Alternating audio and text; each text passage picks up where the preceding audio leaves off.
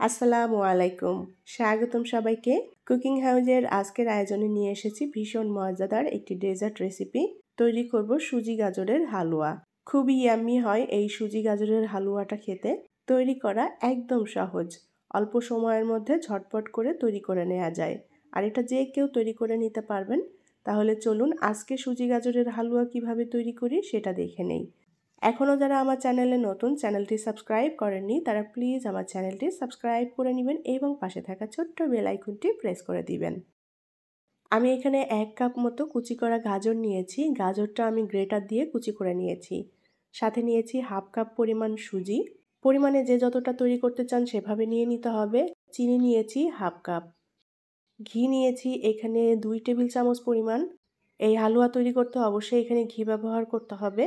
আর এখানে নিয়েছি গরুর দুধ। গরুর দুধ আমি আধা কেজি পরিমাণ ব্যবহার করব। গরুর দুধটা আগে থেকেই জাল করা আছে। গরুর দুধের পরিবর্তে এখানে গুঁড়া দুধ ব্যবহার করা যাবে। আর এখানে একটু কাঠবাদাম এবং পেস্তা বাদাম কুচি করে রেখেছি এটা সাজানোর জন্য।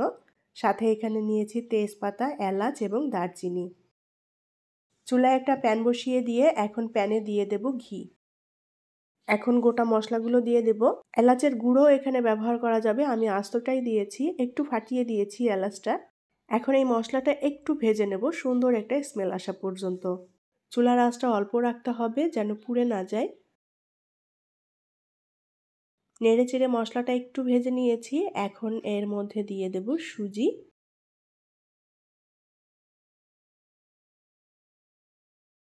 আর দিয়ে দেব কুচি করা গাজর। এখন সুজি গাজর একসাথে আমি অল্প আঁচে সুন্দর করে ভেজে নেব। সুজি গাজরের হালুয়াটা আমি পরিমাণে কম করে তৈরি করছি, সেভাবেই নিয়েছি। যে যতটা তৈরি করতে চান সেভাবে নিয়ে নিতে হবে সব উপকরণ। চুলার আঁচ অল্প রেখে সুন্দর করে ভেজে নিতে হবে। সুজি গাজরের হালুয়া অনেকভাবেই তৈরি করা যায়। যেভাবেই তৈরি করা হোক খেতে খুবই ভালো লাগে। আর যারা মিষ্টি খেতে পছন্দ করেন তাদের কাছে তো ভীষণই ভালো লাগবে। অল্প আঁচে সুন্দর করে নেড়েচেড়ে আমি সুজি গাজর একসাথে ভেজে নিয়েছি, কোনো কাঁচা গন্ধ নেই। এখন এর মধ্যে দিয়ে দেব চিনি। মিষ্টি যে যতটা খেতে পছন্দ করেন সেভাবে দিয়ে দিতে হবে। আমি কিছুটা চিনি রেখে দিচ্ছি, খুব বেশি মিষ্টি করব না যেহেতু এখানে গাজরটাও মিষ্টি। চিনি দিয়ে সুন্দর করে নেড়েচেড়ে আরও কিছুক্ষণ ভেজে নেব। চুলার আঁচ অবশ্যই অল্প রাখতে হবে আর বারে বারে একটু নেড়েচেড়ে দিতে হবে যেন পুড়ে না যায়।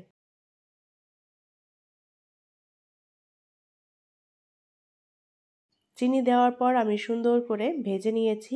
এখন দিয়ে দেব দুধ। আমি দুধটা আগে থেকেই খুব ভালোভাবে জাল করে রেখেছিলাম। আর এখানে আধা কেজি পরিমাণ দুধ দিয়ে দিলাম।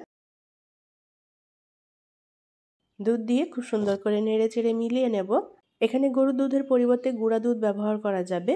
এখন মিডিয়াম আঁচে আমি রান্না করে নেব। আর একটু নেড়েচেড়ে দিতে হবে যেন দলা পেকে না যায়।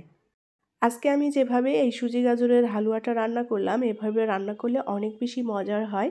যারা রান্না করেছেন এভাবে তারা তো অবশ্যই জানেন। আর যারা এখনও রান্না করেননি এভাবে একবার রান্না করে দেখবেন, খুবই ভালো লাগে খেতে। আশা করি ভীষণ পছন্দ করবে। আর এই হালুয়াটা কিন্তু খুবই অল্প সময়ের মধ্যে তৈরি করে নেওয়া যায়। নেড়েচেড়ে আমি হালুয়াটা রান্না করে নিয়েছি, ঘন হয়ে গিয়েছে হালুয়াটা। এর থেকে আর খুব বেশি ঘন করব না, কারণ এটা ঠান্ডা হয়ে গেলে আরও খানিকটা ঘন হয়ে যাবে। এখন হালুয়াটা আমি নামিয়ে নেব। এই হালুয়াটা ঠান্ডা ঠান্ডা খেতেও ভালো লাগবে, গরম অবস্থায়ও খাওয়া যাবে। আমি হালুয়াটা একটা সার্ভিং ডিশে নামিয়ে নিয়েছি। হালুয়াটা পরিবেশনের সময় একটু সুন্দর দেখানোর জন্য এর উপর দিয়ে একটু বাদাম কুচি ছড়িয়ে দিলাম।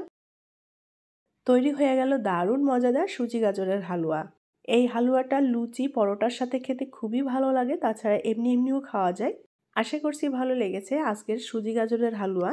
আমার রেসিপিটি যদি ভালো লাগে লাইক, কমেন্ট এবং শেয়ার করবেন। পরবর্তী রেসিপি দেখার আমন্ত্রণ জানিয়ে বিদায় নিচ্ছি। আল্লাহ হাফেজ।